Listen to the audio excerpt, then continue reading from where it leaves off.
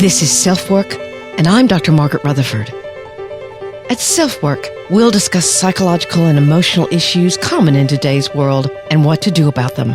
I'm Dr. Margaret, and SelfWork is a podcast dedicated to you taking just a few minutes today for your own self-work. Hello and welcome back to SelfWork. I'm Dr. Margaret Rutherford, a clinical psychologist out of Fayetteville, Arkansas, and the team and I are on a little vacation until November the 13th, when we'll bring you again an original SelfWork podcast. But I went through the first 100 podcasts and picked either ones that were some of my own personal favorites or ones that are really very how-to. And we'll actually bring you 2 of them a week, always with the idea of reaching out to those of you who are already comfortable with psychological and emotional issues. Perhaps you're in therapy, to those of you who've just been diagnosed with something and you're looking for answers, or for those of you who wouldn't darken the door of a therapist's office, but you might just be curious enough to listen to a podcast like SelfWork. So here's the rundown. The first will be Tina Turner Takes a Seat, and that's all about me, actually. I'm Tina Turner. Although that's a little bit hard to believe. But it's all about handling aging gracefully. The next is how to learn from a mistake. And there's some very basic tips I give you there. Then another how-to the day before Halloween. 3 very practical exercises to increase your self-esteem. If you've been listening to SelfWork for a while, you know I'm all about what you can do about it. And so this gets very specific. On the anniversary of Perfectly Hidden Depression coming out, I pulled a podcast about answering your questions about Perfectly Hidden Depression, and they were great questions. I can't believe the book's been out a year. The next is the day of the election, and I decided to republish an episode called Kindness Matters. I'm remembering someone in this episode who was very kind to me during a particularly chaotic part of my life. The next is another how-to become an emotional grown-up. And many of you have told me that this particular episode really applied to you in your life. And then the last is right before we come back on, all about the victim-savior relationship. A lot of you wanted to know more about that when I recorded the Trauma Bond podcast just a few weeks ago, so I decided to pull it back up for you. So I hope you enjoy listening to these podcasts. Again, we'll be back with fresh shows on November the 13th, but we're having a little bit of rest and vacay, as they say. But before I sign off, I would like you to hear this offer from BetterHelp, a sponsor of the SelfWork podcast and who I'm delighted to have on board. They've got a special offer for you. When I was approached by BetterHelp now several months ago, COVID hadn't emerged, and I'd maybe conducted a handful of telehealth sessions, mostly when someone was sick and couldn't make it into the office. Now, 5 months later, I'm even more of a believer in telehealth. It took some getting used to, but actually, clients sometimes seem more relaxed. It fits better into their schedule. And although many have told me they miss seeing me in person, it's still been a very fulfilling relationship. I've even started new patients, and they've told me they had positive experiences, so we've never actually met in person. BetterHelp is rated the #1 online therapy service that's available to you wherever you live. Confidential and highly personalized, it's much less expensive than normal talk therapy. You can text, have video chats, or just talk on the phone. You outline what you're looking for, and BetterHelp suggests several therapist options for you. If you don't seem to find a way to connect with one, they'll ask you more about what you're looking for and then suggest others. I, of course, tried it out before I was going to recommend it to you, and the 2 therapists I had sessions with listened well and made great suggestions for me, and ones that actually I might make myself. I talked about my own panic disorder and a very scary situation I'd been through, and they were caring and thoughtful. And I was amazed at how easy it was to get in touch with them to make time changes, for example. Although BetterHelp can't be there in emergencies, nor could any online provider, they have all kinds of information about what you can do in that special circumstance. And today, BetterHelp has a great savings offer for you. If you use the link trybetterhelp.com/selfwork, again, that's trybetterhelp, HELP.com/selfwork, you could enjoy a 10% discount on your first month of sessions. After 5 months of seeing how people relate to telehealth, I'd highly recommend it. If SelfWork has helped you, maybe BetterHelp can give you an even more personal experience with therapy.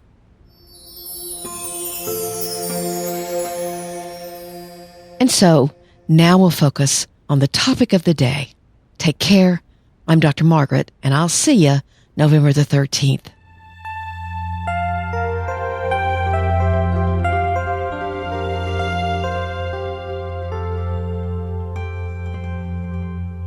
First, I want to tell you a story. It was the summer of 1988, and I was getting my second divorce. There were tears running down my face as I made myself trudge the path around White Rock Lake in Dallas. I can remember the sky was beginning to light up. It was really muggy. There was a sun glittering between the leaves of the trees surrounding the lake. I've always been an early riser, but that morning I couldn't stand the anxious pressure I immediately felt when I opened my eyes.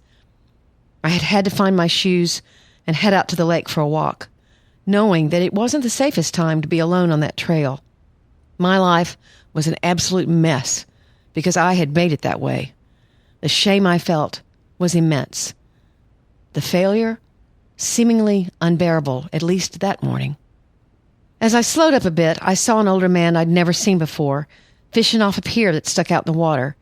He saw me as well and smiled. It was so quiet, you could have heard a pin drop. The only sounds were chirping birds and the occasional plop of a fish. But before I went on, for some reason, I still don't really understand, I approached him. "Hi, caught anything?" He must have been able to see that I'd been crying, but he didn't say a word about that. "Yep, you fish?" I don't really remember the rest of our conversation. All I do remember is that I eventually spilled my guts. I cried, and he listened. He was kind and comforted me. I have never forgotten him. Our world and our culture is full of hate and fear. Perfect strangers harm one another. People hate us for the color of our skin, what gender we love, what or who we worship. Our own home can be a place filled with vicious anger and abuse. It can feel as if there's no safety anywhere. These past few months and years, I've been as despairing as any about the violence in our country and in our world. I've tried to keep the families and friends of those killed in my heart and mind. Today, I remembered the fisherman. Years ago, I had searched for him on the trail as my heart healed slowly. I wanted to thank him for what he had done for me that morning. But I never saw him again. Sometimes, some unexpected someone can save your life. Someone who doesn't look like you or share a similar story. Someone who arrives without fanfare and disappears, never expecting gratitude. Maybe he stopped for you in traffic, and if he hadn't, that truck would have rolled over you instead of the curb. Maybe she saw your child running off from you in the park and led him back to you. You'd been busy watching your other kids and didn't see. Maybe some secretary heard the urgency in your voice and found a way to get your mother in to see the doctor. That was the day they found the cancer, and it was so important to begin treatment then. Those people didn't care or even think about your race, creed, or religion. They made a choice to be kind, to be tuned in to the needs of others around them. These small acts of kindness never make it onto the news. Sometimes we're not even aware that they've happened, but they do all the time, every day. And to me, it feels healing to remember. George Saunders, who's an American writer, gave a commencement speech in 2013. It was not about his accomplishments. It was not about some sage piece of advice to give the students so that they would be monetarily successful in life. They would be famous, perhaps like him. So I'm going to read it to you. With, of course, my gratitude to George Saunders with his eloquent words. Down through the ages, a traditional form has evolved for this type of speech, which is some old fart, his best years behind him, who over the course of his life has made a series of dreadful mistakes, that would be me, gives heartfelt advice to a group of shining, energetic young people with all of their best years ahead of them, that would be you. And I intend to respect that tradition. Now, one useful thing you could do with an old person, in addition to borrowing money from them or asking them to do one of their old-time dances so you can watch while laughing, is ask, looking back, what do you regret? And they'll tell you. Sometimes, as you know, they'll tell you even if you haven't asked. Sometimes, even when you've specifically requested they not tell you, they'll tell you. So, what do I regret? Being poor from time to time? Not really. Working terrible jobs like knuckle puller in a slaughterhouse? And don't even ask what that entails. No, I don't regret that. Skinny dipping in a river in Sumatra, a little buzzed and looking up and seeing like 300 monkeys sitting on a pipeline, pooping down into the river in which I was swimming with my mouth open naked, and getting deathly ill afterwards and staying sick for those next 7 months? Not so much. Do I regret the occasional humiliation? Like once, playing hockey in front of a big crowd, including this girl I really liked. I somehow managed, while falling and emitting this weird whooping noise, to score my own goalie, while also sending my stick flying into the crowd, nearly hitting that girl. No, I don't even regret that. But here's something I do regret. In 7th grade, this new kid joined our class. In the interest of confidentiality, her convocation speech name will be Ellen. Ellen was small, shy. She wore these blue cat's eye glasses that at the time only old ladies wore. When nervous, which was pretty much always, she had a habit of taking a strand of hair into her mouth and chewing on it. So she came to our school in our neighborhood and was mostly ignored, occasionally teased. Your hair tastes good, that sort of thing. I could see this hurt her. I still remember the way she'd look after such an insult. Eyes cast down, a little gut kicked, as if having just been reminded of her place in things, she was trying as much as possible to disappear. After a while, she'd drift away, hair strands still in her mouth. At home, I imagined, after school, her mother might say, how was your day, sweetie? And she'd say, oh, fine. And her mother would say, making any friends? And she'd go, sure, lots.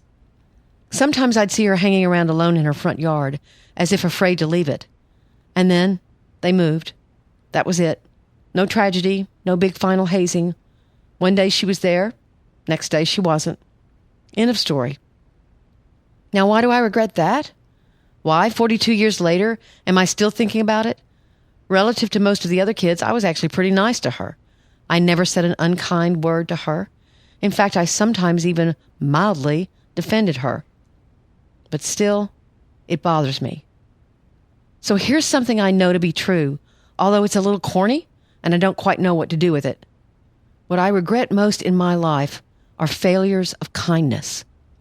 Those moments when another human being was there in front of me, suffering, and I responded sensibly, reservedly, mildly. Or to look at it from the other end of the telescope, who in your life do you remember most fondly, with the most undeniable feelings of warmth? Those who were kindest to you, I bet.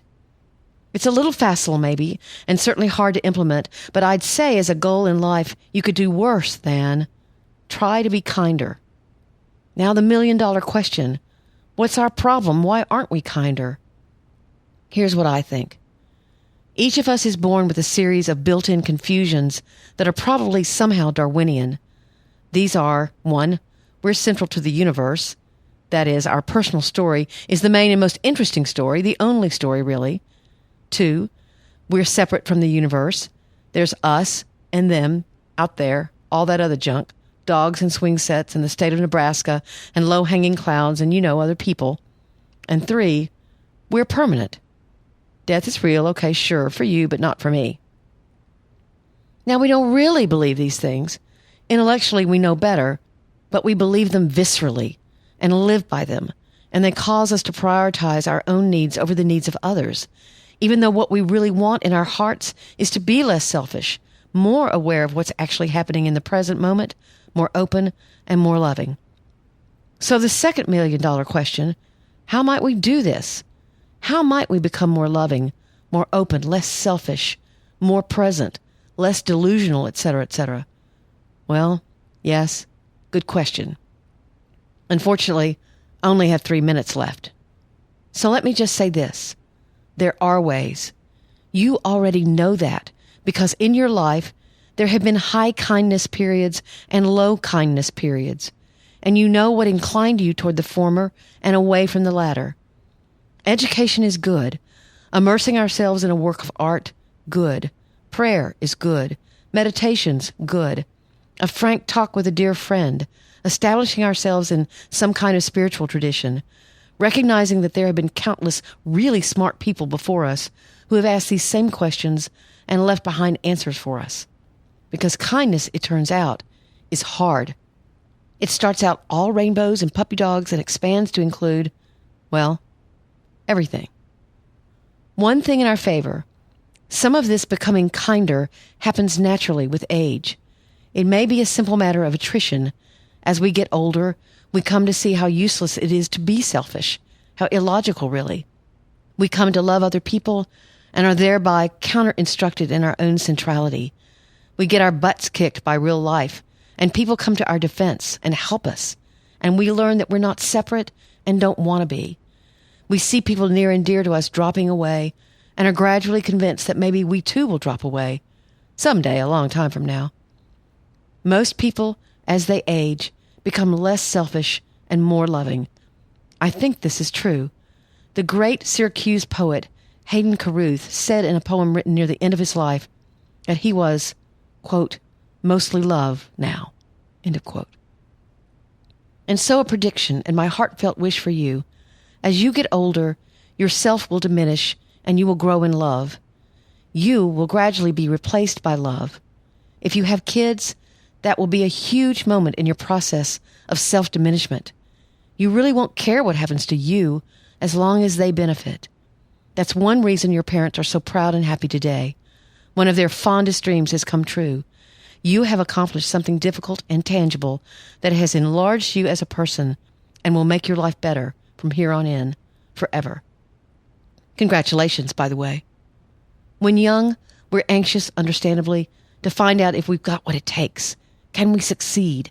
Can we build a viable life for ourselves? But you in particular, you of this generation, may have noticed a certain cyclical quality to ambition. You do well in high school in hopes of getting into a good college, so you can do well in the good college, in the hopes of getting a good job, so you can do well in the good job, so you can ... And this is actually okay. If we're going to become kinder, that process has to include taking ourselves seriously as doers, as accomplishers, as dreamers. We have to do that to be our best selves. Still, accomplishment is unreliable. Succeeding, whatever that might mean to you, is hard, and the need to do so constantly renews itself. Success is like a mountain that keeps growing ahead of you as you hike it. And then there's the very real danger that succeeding will take up your whole life while the big questions go untended. So, quick end-of-speech advice. Since according to me, your life is going to be a gradual process of becoming kinder and more loving, hurry up. Speed it along. Start right now. There's a confusion in each of us, a sickness, really, selfishness. But there's also a cure. So be a good and proactive and even somewhat desperate patient on your own behalf. Seek out the most efficacious anti-selfishness medicines energetically for the rest of your life.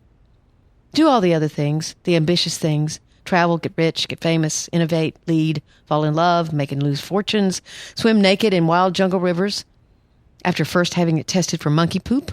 But as you do, to the extent that you can, err in the direction of kindness. Do those things that incline you toward the big questions, and avoid the things that would reduce you and make you trivial. That luminous part of you that exists beyond personality, your soul, if you will, is as bright and shining as any that has ever been. Bright as Shakespeare's, bright as Gandhi's, bright as Mother Teresa's. Clear away everything that keeps you separate from this secret, luminous place. Believe it exists. Come to know it better. nurture it, share its fruits tirelessly. And someday, in 80 years, when you're 100, and I'm 134, and we're both so kind and loving we're nearly unbearable, drop me a line. Let me know how your life has been. I hope you will say, it has been so wonderful. I don't know if I've ever heard anything, at least in contemporary prose, that is more motivating about kindness than this speech. From a psychological perspective, I believe that it's all we can do about the hatred in the world. It's all we have to fight against violence. It's what I have control over right now, in this moment. Your small act of kindness will never make it onto the news. Today, you and I can choose to be kind.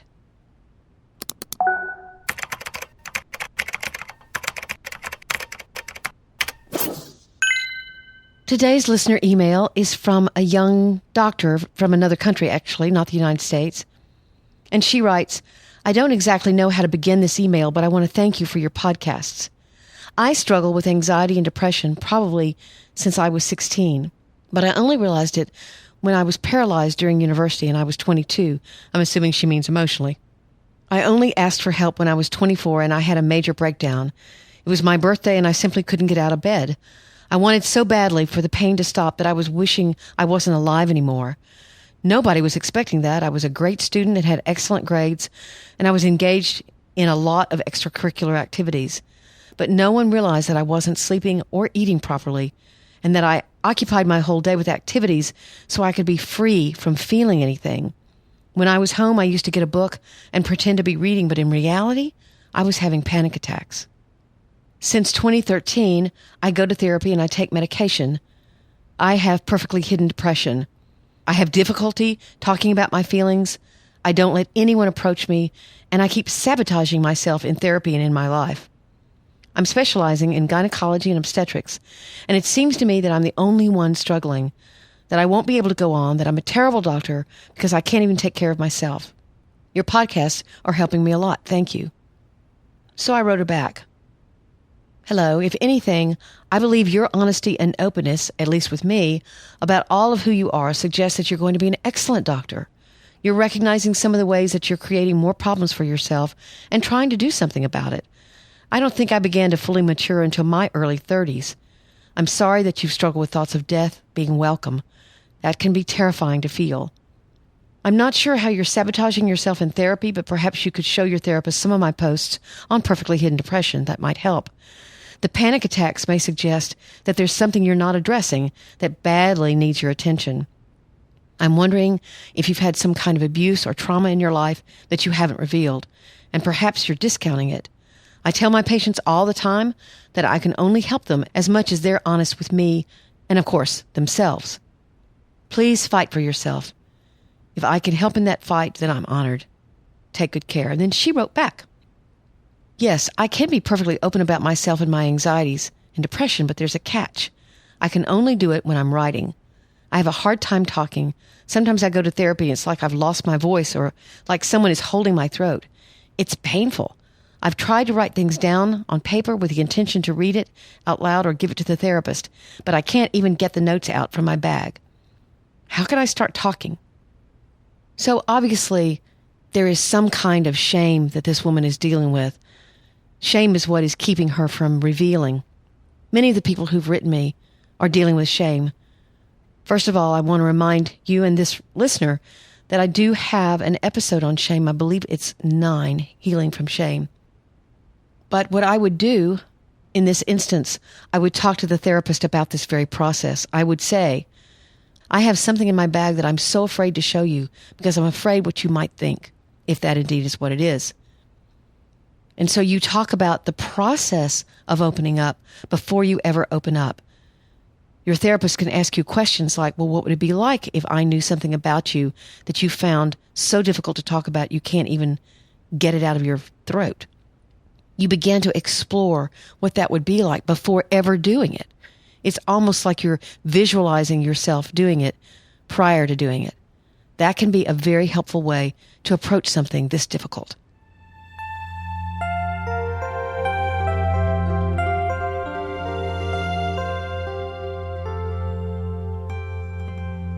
This podcast was a little different today. I happened to record it right after the Charlottesville incident, and I was just so sad and felt so helpless and decided perhaps I could talk about kindness. We've got to remember that our choices are important. We're all connected. So thank you for listening to this podcast. There are lots of ways of reaching out to me. You can email me at askdrmargaret@drmargaretrutherford.com. You can get on my website, which is drmargaretrutherford.com, and you can subscribe and get both my podcasts and my post if you'd like. I'd so appreciate it if you'd rate or review this podcast and subscribe. The ratings and reviews really help other people find SelfWork, and I would be very grateful for that. And the subscription, of course, is wonderful because I know people are counting on me to get back with them.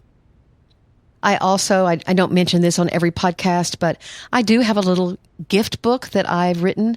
It's called Marriage is Not for Chickens. And if you want to be kind to someone who's getting engaged or getting married or is having an anniversary or perhaps to the person you love, it's under $10. It's available on Amazon. It's about a 4-minute read. And I think it's both funny, poignant, tender, and it basically supports marriage and good partnership. Thanks again for listening. Take very good care. I'm Dr. Margaret, and this has been SelfWork.